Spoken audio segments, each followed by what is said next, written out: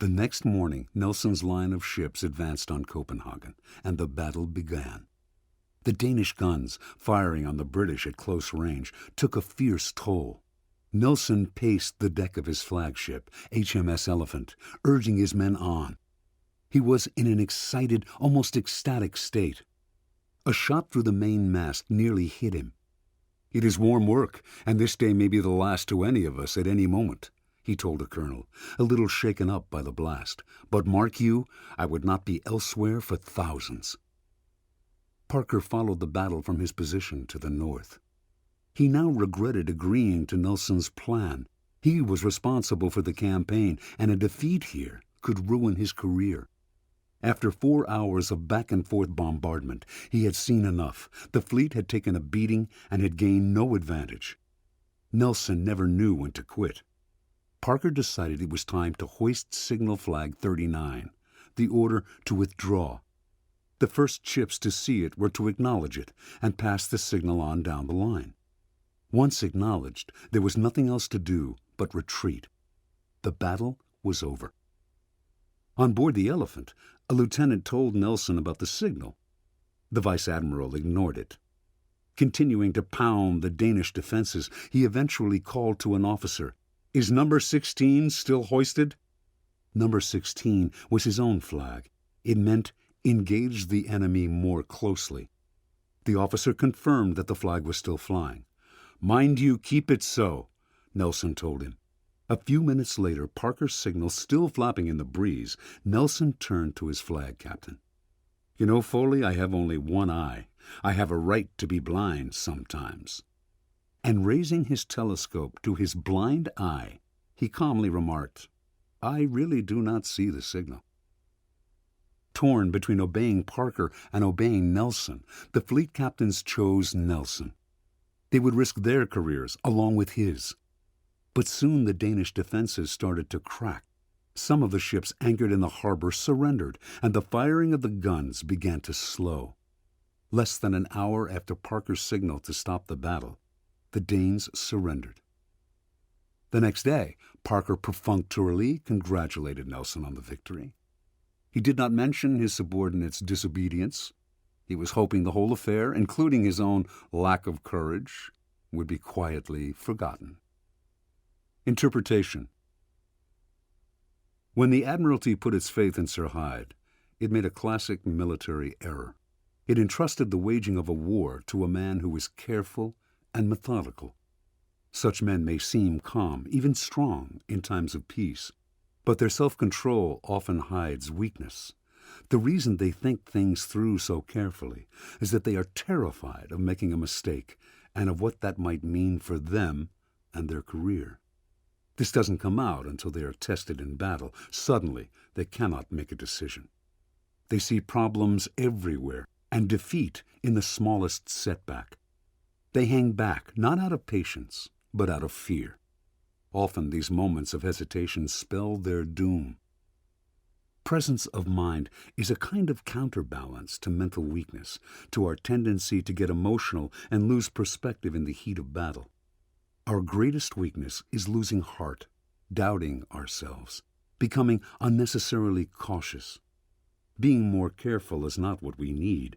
That is just a screen for our fear of conflict and of making a mistake. What we need is double the resolve, an intensification of confidence.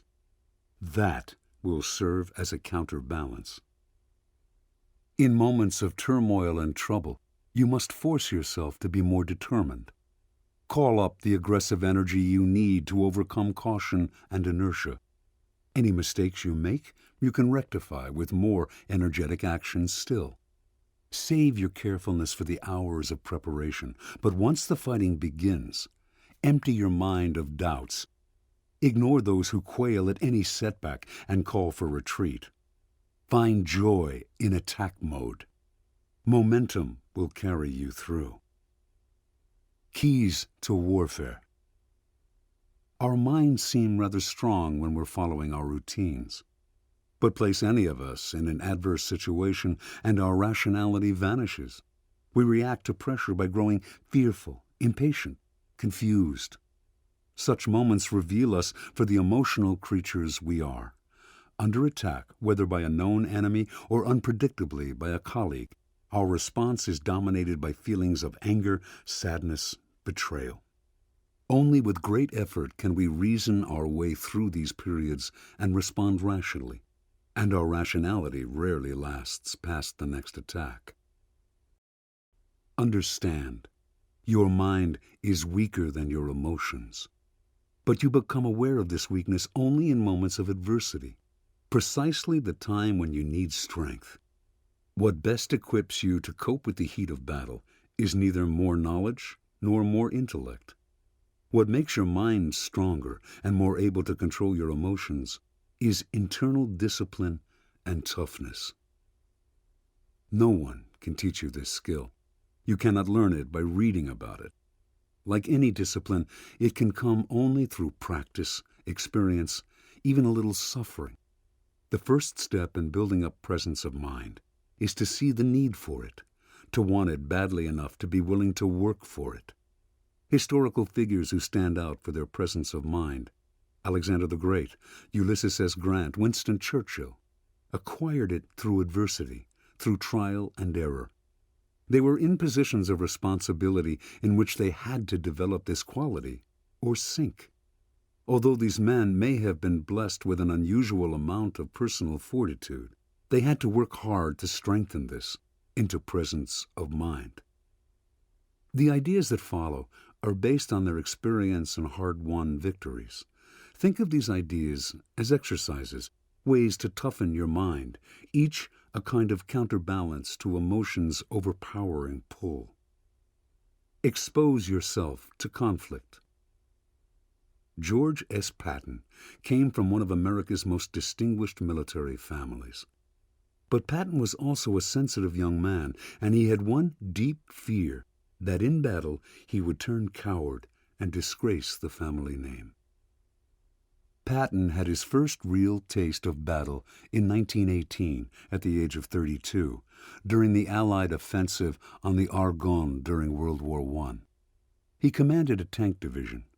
At one point during the battle, Patton managed to lead some American infantrymen to a position on a hilltop overlooking a key strategic town. But German fire forced them to take cover. Soon it became clear that they were trapped. If they retreated, they would come under fire from positions on the sides of the hill. If they advanced, they would run right into a battery of German machine guns. If they were all to die, as it seemed to Patton, better to die advancing. At the moment he was to lead the troops in the charge, however, Patton was stricken by intense fear. His body trembled and his legs turned to jelly.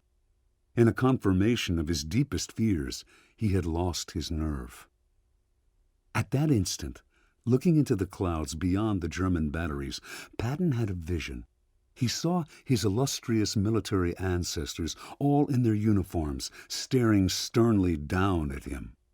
They seemed to be inviting him to join their company, the company of dead war heroes. Paradoxically, the sight of these men had a calming effect on the young Patton. Calling for volunteers to follow him, he yelled, "It is time for another Patton to die."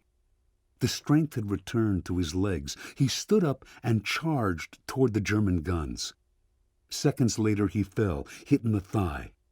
But he survived the battle. From that moment on, even after he became a general, Patton made a point of visiting the front lines, exposing himself needlessly to danger. He tested himself again and again. His vision of his ancestors remained a constant stimulus, a challenge to his honor. Each time it became easier to face down his fears. It seemed to his fellow generals and to his own men that no one had more presence of mind than Patton. They did not know how much of his strength was an effort of will. The story of Patton teaches us two things. First, it is better to confront your fears, let them come to the surface, than to ignore them or tamp them down. The sensation of overcoming a deep-rooted fear gives you confidence and presence of mind. The more conflicts and difficult situations you put yourself through, the more battle-tested your mind will be. Second, Patton's experience demonstrates the motivating power of a sense of honor and dignity. In giving in to fear, in losing your presence of mind, you disgrace not only yourself, your self-image, and your reputation, but your company, your family, your group. You bring down the communal spirit. Being a leader of even the smallest group gives you something to live up to. People are watching you, judging you, depending on you. To lose your composure would make it hard for you to live with yourself.